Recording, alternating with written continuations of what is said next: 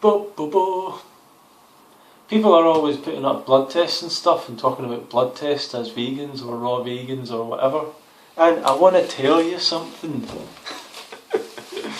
I'm going to tell you something here. Maybe this doesn't matter. Maybe this doesn't mean anything. But I'm guessing there's people out there who are looking at blood tests a lot. And I'm guessing blood tests are designed for specific things and to find specific problems, blood problems. And I don't know if they'll find nutritional problems, really, and things like that. I don't know. I'm no expert here, but in some areas of life and certain jobs and things, I have occasionally had medical records and blood tests go through my own fingers. And because people put all these blood tests up, I'm kind of vaguely interested in having a look. So I look, and what it is like a page, and it's different things, different words here, and then it'll have values, a range between this and this is healthy or whatever, I'm guessing that's what it is, and then it'll have the results of the person or something, that kind of thing. And sometimes I'll be looking at these records, right, and I'm thinking, this person's really sick. if you read what's happened to this person or what's happening, they're really sick, they're really not in a good way at all. They're not in a good way. And then you look at the blood test and it's like everything is within the range. And I'm like, what is the point of these people putting up blood tests? This person's really sick, their blood test is like everything is within the range. Maybe one or two things is like on the edge of being outside the range. So I'm just thinking, are these blood tests telling anyone anything? How much are people paying for these blood tests? I don't know.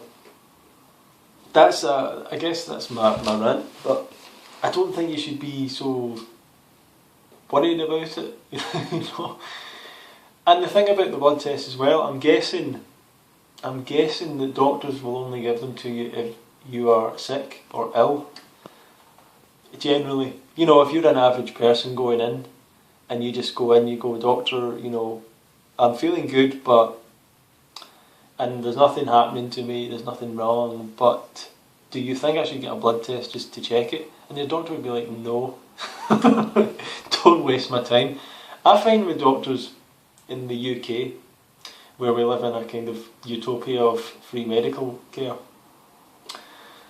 that they really don't care about you unless you're sick. You know? So you go in and you're like, and you might have some problem, but they don't really, unless it feels like they don't really, I don't want to say they don't care, but they're not that bothered, you know. You're not going to, unless you've really got some problems there, they can't really do anything with you, I think, because they can't really tell you how to be healthier. They can't give you any information, like, they can't go, do you know what, you actually are a little bit low in XX nutrient, maybe you should try this, because they don't really know. They don't know what nutrients are in what foods, or if you should supplement for it, or if you should, you know, do something else. I saw a thing recently as well. This is like a doctor's letter to someone. I know this sounds like I'm like spying on people's information. It's just part of a job. I have to check some medical record stuff. But and the person was low in iron. Now, consider the fact that a lot of people get this low in iron thing. It's quite common, this thing. I can't remember the name of it. It's got a quite common name, you know what it is. Probably hemo something or hema something. It'll probably come back to me, but anyway. So people are low in iron. Now, this is, as I'm saying, it's a fairly standard thing. So you would think that the people on the standard diet are getting this problem. But what did this doctor write in this letter? It was something like, you know, remember to eat foods that are high in iron, such as red meat, and you know, Just thinking, do you really think this person isn't eating red meat? Is that really the problem? Like, they're just not forcing enough burgers and minced meat and lasagna and how many other things have red meat in them? Like, I'm thinking in terms of like standard foods and that people eat quite a lot, burgers, things with minced meat like lasagna, meatballs, etc., etc. Is it really likely that this person is not eating those foods? I mean, it's just ridiculous that a doctor would say you need more red meat. I mean, we know that it's like basically here's your colon cancer in the post. Do you know what I mean? Eat red meat now, get your colon destroyed in the process, and your heart and everything, everything else, just like the worst thing. The worst thing. But yeah, blood tests. I don't know if they're showing us anything.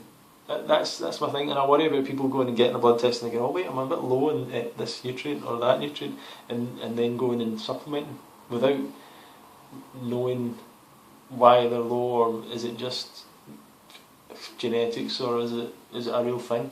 Because I don't know if there's like experts. This is the thing. I just don't know. People don't know. My reason for not having or getting a blood test is pretty weak, but at the same time, it's the same reason that no one else has a blood test, because I'm not sick. I'm not ill. You go into a doctor, they're not going to give you a blood test unless you're like seriously ill and you have no idea what's up with you. So, yeah.